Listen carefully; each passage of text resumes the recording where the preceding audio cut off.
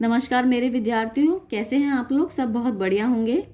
आज जो हम टॉपिक करने वाले हैं वो कक्षा 1 से लेकर 4 तक में बहुत इम्पॉर्टेंट रोल प्ले करता है, बहुत ही ज़्यादा महत्वपूर्ण है। उस टॉपिक का नाम है संज्ञा, नाउन। मैंने इंग्लिश में नाउन करवाया हुआ है, लेकिन हिंदी में जो हम करने वाले हैं वो है संज्ञा। अब संज्ञा क्या होती है? किसी व्यक्ति, स्थान, वस्तु के नाम को हम संज्ञा कहते हैं। कक्षा 1 में, 2 में, आप 3 तक आपको सिर्फ संज्ञा की परिभाषा आएगी और संज्ञा के व्यक्ति और किसी वस्तु या जगह के भाव को हम अलग अलग सिर्फ सेग्रीगेट मतलब अलग अलग करना आएगा।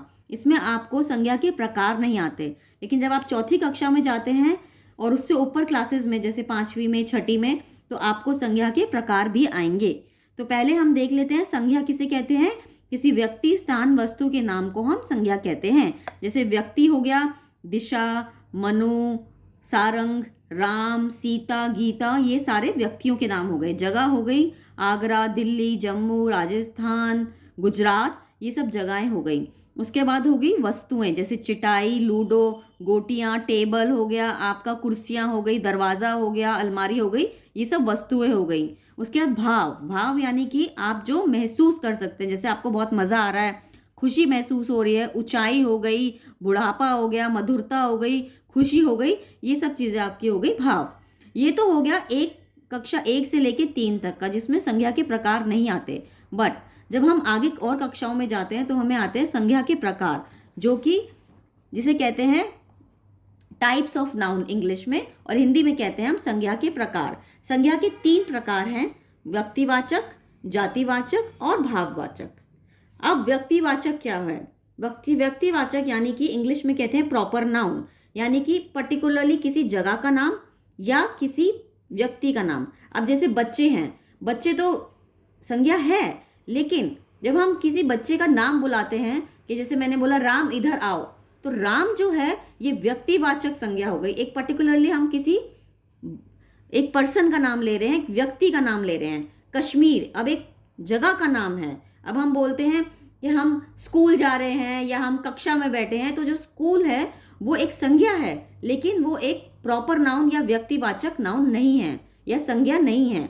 भारत हो गया, ये सब व्यक्तिवाचक संज्ञा होती हैं, जिसमें हम मतलब प्रत्येक जगह का नाम या व्यक्ति का नाम प्रत्येक तरीके से बोला जाता है। उसके बाद है जातिवाचक। जातिवाचक जैसे कि बाग, अमरूद, पेड़, ये सब हम किसी जाति के बारे में बात कर रहे हैं, यानी कि कॉमन नाउन जिसे कहते हैं कि जो सबके लिए यूज होता है। कक्षा हो गया आपका, स्कूल हो गया आपका, विद्यालय हो गया, अस्पताल हो गया, ये सब आपका जातिवाचक हो गया। अब आता है भाववाचक संज्ञा। भाववाचक संज्ञा कहते हैं मधुरता, खुशी, बचपन, बुढ़ापा, जवानी, ये सब जो आप महसूस कर सकते हैं, आप भाव बता सकते हैं। इसी तरह ये इनकी जो है मैं आपको बता रही हूँ व्यक्तिवाचक हम किसे कहते हैं, उनकी डेफिनेशन क्या है। ऐसे शब्द जिसमें किसी एक ही की पहचान हो, यानी कि मैंने जैसे आपको पहले बताया था पर्टिकुलरली, यानी कि प्रत्येक व्यक्ति का हम या किसी स्थान का हम आपको नाम बता रहे हैं। जैसे कि ये एक उदाहरण है, हरप्रीत कश्मीर से केसर लाया, तो इसमें व्यक्तिवाचक क्या हुआ, हरप्रीत हो गया और कश्मीर हो गया, क्योंकि ये एक प्रत्येक व्यक्ति का नाम हम बता रहे हैं और प्रत्येक पर्टिकुलरली एक जगह का नाम मैं आपको बता रही हूँ। उसके बाद है जातिवाचक। जातिवाचक क्या होते हैं? जो शब्द किसी समूह या बहुत सी चीज़ों के लिए आए, जैसे कि बाग। अब बाग तो कोई भी हो सकता है, ये तो है नहीं कि मैंने बोला सेब का बाग, तो सेब हो गया आपका व्यक्तिवाचक संज्ञा, और बाग क्या हो गई, जातिवाचक संज्ञा हो गया। तो बाग में अमरूद के पेड़ हैं, तो बाग क्या हो गया, जातिवाचक हो गया। अमरूद हो गए, मीठे अमरूद हो, ये हो, तो वो अलग बात हो गई। उसके बाद है भाववाचक संज्ञा, जिन्हें हम महसूस कर सकते हैं, देख नहीं सकते, यानी कि जिसे हम महसूस कर सकते हैं, हमें दिखाई नहीं देता। अब जैसे हमें खुशी हो रही है बहुत, हम महसूस कर रहे हैं अंदर से। अब हमारा बचपन चल रहा है तो हम उसको महसूस कर सकते हैं, अपने बचपने को। मधुरता यानी कि किसी की आवाज़ में इतनी मधुरता हम उसको महसूस कर सकते हैं। कोई ऐसी चीज़ नहीं जिसको हम देख नहीं सकते, उनको कहते हैं भाववाचक।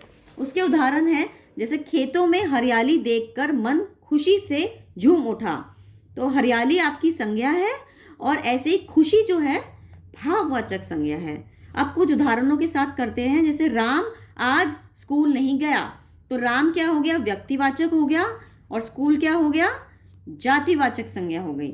राधा को फूल पसंद हैं, राधा को कैसे फूल पसंद है, राधा को फूल पसंद है, तो राधा हो गई आपकी व्यक्तिवाचक संज्ञा और फूल हो गया जातिवाचक, क्योंकि फूल किसी भी प्रकार का है।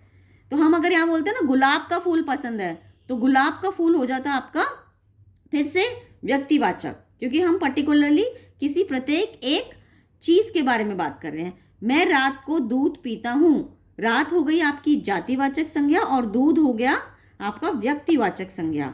रमेश और सीता अच्छे दोस्त हैं, तो रमेश और सीता क्या हो गई, व्यक्तिवाचक संज्ञा हो गई।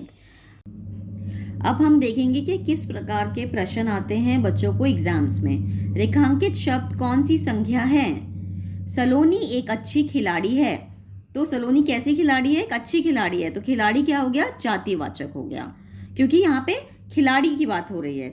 हिंदी भाषा में अपनापन है, अपनापन रेखांकित है, तो ये हमारा हो गया भाववाचक। अपनापन क्या है, हमारा एक भाव है, तो ये हमारी भाववाचक संज्ञा हो गई। कुतुब मीनार ऊंची इमारत है, तो कुतुब मीनार क्या है, एक पर्टिकुलरली एक जगह की या फिर एक इमारत की बात करी गई है, तो कुतुब मीनार क्या हो गया, व्यक्तिवाचक हो गया। नीम का पेड़ बहुत उपयोगी है, तो नीम हो गया हमारा व्यक्तिवाचक। माँ की आवाज़ में मिठास है, माँ की आवाज़ कैसी है, मिठास वाली है, तो मिठास क्या हो गया, भाववाचक, क्योंकि इसमें आपका भाव है। तो विद्यार्थियों, आपको होपफुली ये टॉपिक समझ आ गया होगा संज्ञा का। अगर आपको मेरे से वर्कशीट्स चाहिए तो प्लीज़ मुझे बताइएगा, मैं वर्कशीट्स बिल्कुल फ्री ऑफ कॉस्ट देती हूँ, ताकि आप पढ़ सकें और आपके पेरेंट्स भी आपको पढ़ा सकें वर्कशीट से। सो आपको वर्कशीट्स चाहिए तो मुझे प्लीज़ आप मेल कर दीजिए twisha.tanush@gmail.com पे। मैं आपको फ्री में वर्कशीट्स दूंगी ताकि आप लोग प्रैक्टिस कर सकें, उसके कोई चार्जेस नहीं हैं। होपफुली आपको ये टॉपिक समझ आया होगा। Thank you very much, take care and please do like, subscribe my channel. Free worksheets for all. Bye bye.